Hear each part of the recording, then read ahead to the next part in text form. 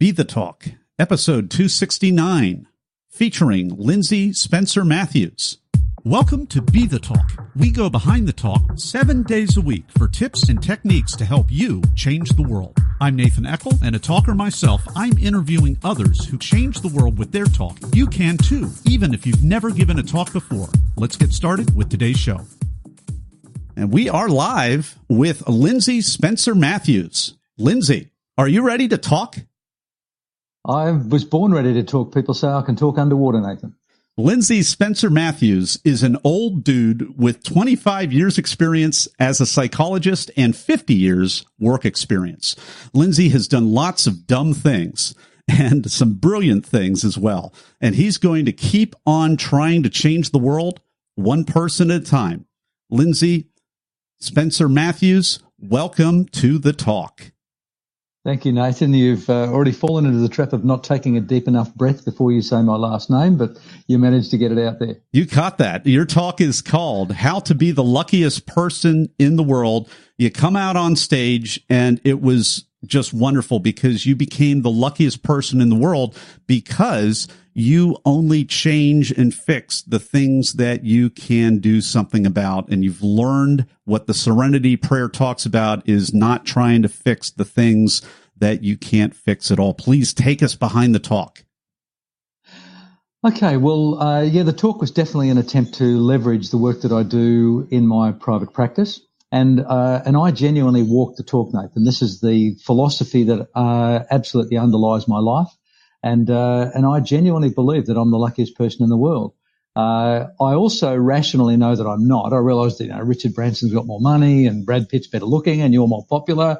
But I can't be Richard Branson or Brad Pitt or Nathan Eckel. I can only be Lindsay Spencer-Matthews. And I think I've got an absolute intellectual, moral and practical obligation to be the best I can be. And accept the limitations that I can't do anything about. But your mention of the serenity prayer is an interesting one. Clients often have that, particularly alcoholic clients, have that light bulb moment where they say, "Oh, this is the serenity prayer," and I say, "Yeah, it's the serenity prayer on steroids," because the serenity prayer asks people to accept those things that they cannot change and to change those things they can change.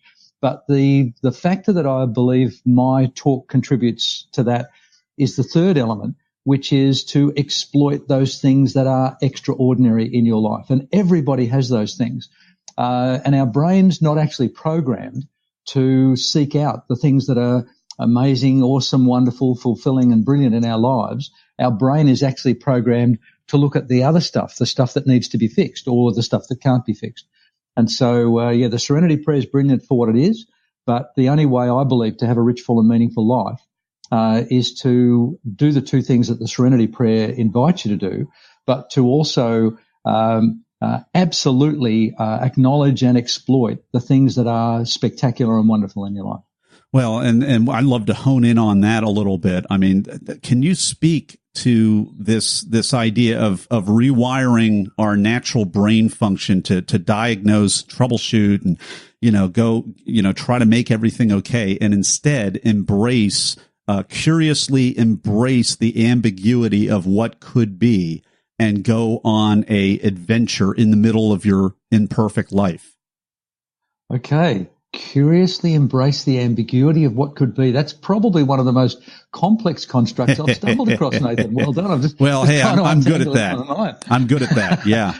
Okay. I guess the fundamental of what I do as a psychologist and what I try and do in my TED talk is an attempt to get people to live lives of intention rather than by accident. I've actually privately got a label for people who've never thought about this kind of a concept, and I refer to those people as accidental adults. And these are people who have been exposed to a lifelong worth of genetics and environmental factors and those sort of things.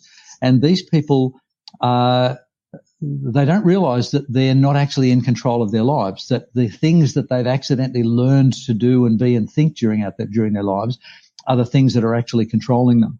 And so breaking free of that illusion of control is a really important thing to try and achieve.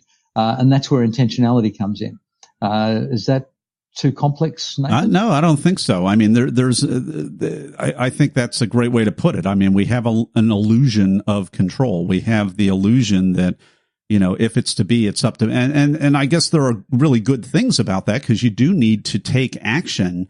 But then I think knowing how to balance that tightrope of when you're trying to force things and versus sitting on your backside and not doing anything versus trying to be a superhero of your own life and making things happen that may not be happening. Yep. You're exactly right. And the reality of every ordinary person's life is that the overwhelming majority of the things that they do on automatic pilot, the things they do that they don't know they do, almost all of those things work. I mean, I don't want to be in control of my muscles while I'm walking up and down a flight of stairs. I want to be able to do that without conscious thought. But if I'm engaged in a complex or problematic emotional conversation with the woman that I love, I don't want to be abandoning myself to the over 60 years of programming that would otherwise be in control of me. I want to be able to try and engage my rational, intelligent, thoughtful brain so that I respond rather than with default angry, negative things. I want to respond with hopefully intelligent, articulate, positively emotional things.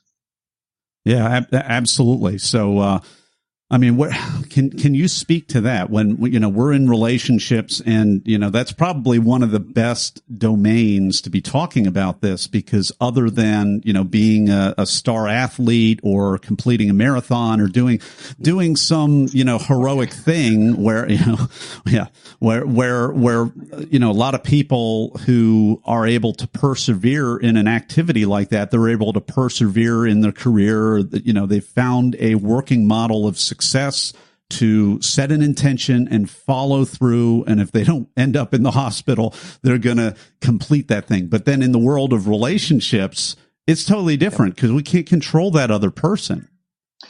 Yeah, you're exactly right. And that's where almost every other aspect of life is relatively simple. The world of sport, the world of work, even the world of acquaintanceships. They're relatively small domains in which to operate. But in the world of relationships, we've got an intense, long-term engaged process where we begin by knowing a little bit about the person that we fall in love with. And then the more years and decades we spend with them, the more we learn about them under different circumstances. And there is a potential for us to learn and discover things about them that we may find confusing or problematic or even alienating. I mean, we can also find out things that are awesome about them as well on that journey. But if we surrender ourselves unwittingly, to our lifetime's programming, then we're almost inevitably going to get to a point in that complex interweaving of two lives where, our subconscious brain is going to find something about the other party, which is an arguable deal breaker. And our subconscious only knows how to deal with deal breakers in a couple of ways, and they're not conducive to functional relationships. That's to either leave, to maintain the status quo and remain unhappy, and that's basically where our subconscious brain stops. And so, we either have the almost inevitable disaster of divorce, or the almost equally distasteful prospect of an unhappy, bitter, acrimonious relationship. And, I wouldn't wish either of those things on my worst enemy. Yeah, it almost sounds like a sucker's choice. I've heard the phrase, you could have this, which is pretty lousy, or you can have this, which in some ways is even worse. Is there a third way? It's probably not an easier way, but what's the third way for those of us that won't accept either of those? Excellent. And I wouldn't encourage anyone to accept either of those without a fight. But there are, in fact, two alternatives. And only our intelligent brain, only humans have access to these two alternatives, by the way. The first alternative is to change our environment, which comes back to the serenity prayer, where we change the things we can change. that if my child is unhappy with their bedroom, then I can explore environmental changes with them and say, well, would you like us to repaint it? Would you like us to, I don't know, put a bigger window in? And if we can, the easiest third alternative is to resolve problematic aspects of the environment. But from my world as a psychologist, the fourth option and the most viable and accessible, but arguably most difficult, is we can change those things that need to be changed within ourselves. And that's problematic because our subconscious hates change. It does not want us to change. It wants to retain the status quo. And change is unbelievably difficult. There's a brilliant video on YouTube called The Reverse Steering Bicycle, where this guy stumbles across a bike where if you turn the handlebars to the right, the front wheel turns to the left. And if you turn the handlebars to the left, it turns to the right. And like all of us, he sees the problem. And he intuitively believes that he's going to be able to ride the bike. And so he confidently sits astride the bike and attempts to ride it and falls off instantly. And he's sort of bemused and a little angry about it. And he borrows the bike and he goes about the difficult task of retraining his brain to be able to ride this counterintuitive bicycle. And I've got no affiliation with this guy, by the way, but it's a really fascinating 8 minutes of looking at the mechanics of change. And it shows that you need awareness of what needs to be changed. You need dedication as to what you've got to do to change. And then you've got to put time and effort into it.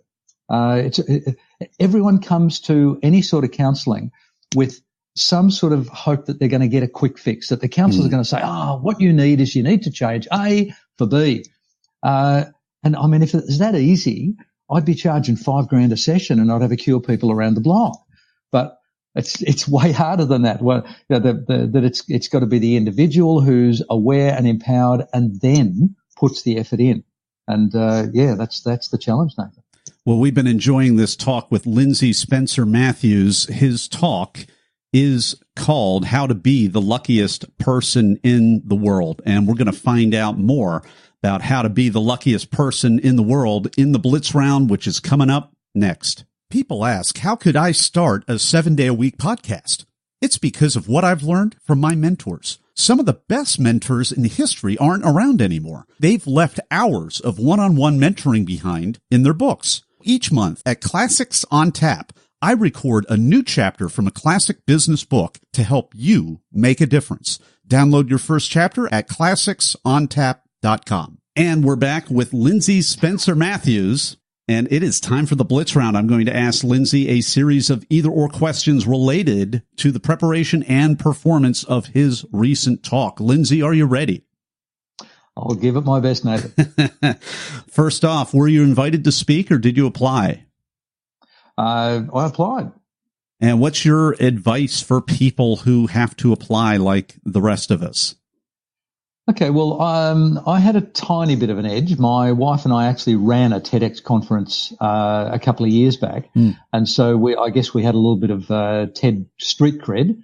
And I think the conveners of the TEDx talk at the University of Queensland that I had the honour and privilege of talking at were immediately attracted by the topic, and we went and had a chat with them, and luckily they liked me and what I said, and the rest is history. All right, so this is new information. We've got a former art organizer here, which I love. Absolutely love. That means we're going to do a bonus session with Lindsay's organizer hat on, because once an organizer, always an organizer. But we got the speaker hat on right now. Are you a memorizer? Are you an improviser? Or are you a blender? Well, I'm a blender with a very strong preference for improvisation. I've been on stage. I've been an enthusiastic amateur theatre contributor. I've had a bunch of lead roles in all sorts of things. So I'm capable of memorizing.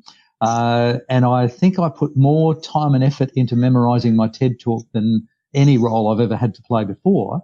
But the thing that I found really difficult about it was that I had the 18-minute limit, and I rehearsed and practiced and memorized for 6 months, and I had it down to 16 minutes. And when I came off stage, my wondered, my wife said, wow, how did you manage to time it so well? And up until that moment, I'd forgotten that there was a countdown clock that I could see from the stage, and I didn't realise that I went 17 minutes and 50 seconds. So an improviser is my preference. Love it. And what's a tip, tool, or technique that helped you? Practice. And how do you practice? Because that can be one of these things of controlling what we can control, and then there's a mindfulness to the practice too. Because if we practice, if we practice and we have a practicing with a blind spot, we're practicing with the blind spot, practicing with a blind spot. So can you kind of get a little meta and explain the process of practice to us a little bit? Okay, well, I think the two things that were hardest for me was initially, as I was learning it, still reading from the script that I'd prepared. I did a lot of that in front of a mirror, so I could increase my awareness of physical mannerisms. So there was a little bit of relearning in that. But the other was every time I practiced, I recorded it. And that gave me two things. It gave me the duration of the talk, and it gave me the discipline of having to listen back to what I'd said and see whether I was using the right nuances and emphases during the talk. All right, Talk Universe, I love both of those, and I'm a big fan of both of those, and I've done both of those, especially not just the recording, but I love trying to stare myself down in the mirror. I don't know if you've ever tried that, Lindsay. You kind of have a blinking competition with yourself in the mirror while trying to do this. It definitely can keep you on their toes a little bit. However, there was one other tip that I will give people. There were a couple of times during my talk where I deliberately wanted to talk to the audience that was going to be looking at it for hopefully eternity. And so I chatted with the AV guys before the talk and discovered which of the three stationary cameras they were using was actually relatively close up on my face. And so each time I got to a point where I wanted to make some sort of meaningful eye contact with my televised audience, I made it a point to seek out that camera, and I'm kind of hoping that it still looked fluid in the overall talk, that it just looked like I was, looking around at my audience, but then I would look back to the online and hopefully future audience so that there could be that meaningful connection made. Powerful stuff. Powerful. And that's an advanced tip, is knowing which camera is which and looking on the fly into the correct one for the correct effect.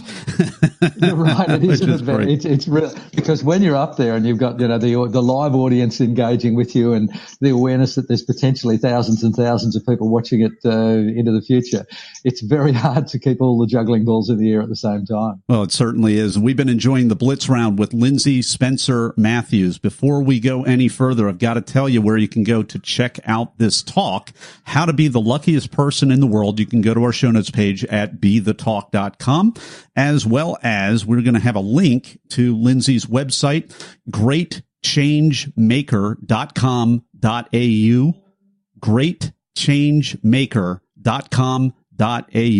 And we're going to be back in just a moment with Lindsay Spencer-Matthews' final word of advice. Everyone wants to change the world, but not everyone knows the first step. Before you can change the world with your talk, it has to be selected. So grab the templates, timelines, and tools that I use to get my talk selected at BeTheTalk.com. And we're back with the final word of advice for Talk Universe. What is it, Lindsay? Be intentional in what you do. The first step of intention is awareness. The second is deliberate choice of action. And the third is practice it and put it into place. Well, Lindsay Spencer-Matthews, thank you so much for coming on the talk today and sharing your wisdom with Talk Universe. It has been such a pleasure. Thank you for being such a delightful host, Nathan. Thanks for listening to Be the Talk. For tips and resources to help you change the world, go to BeTheTalk.com. See you tomorrow.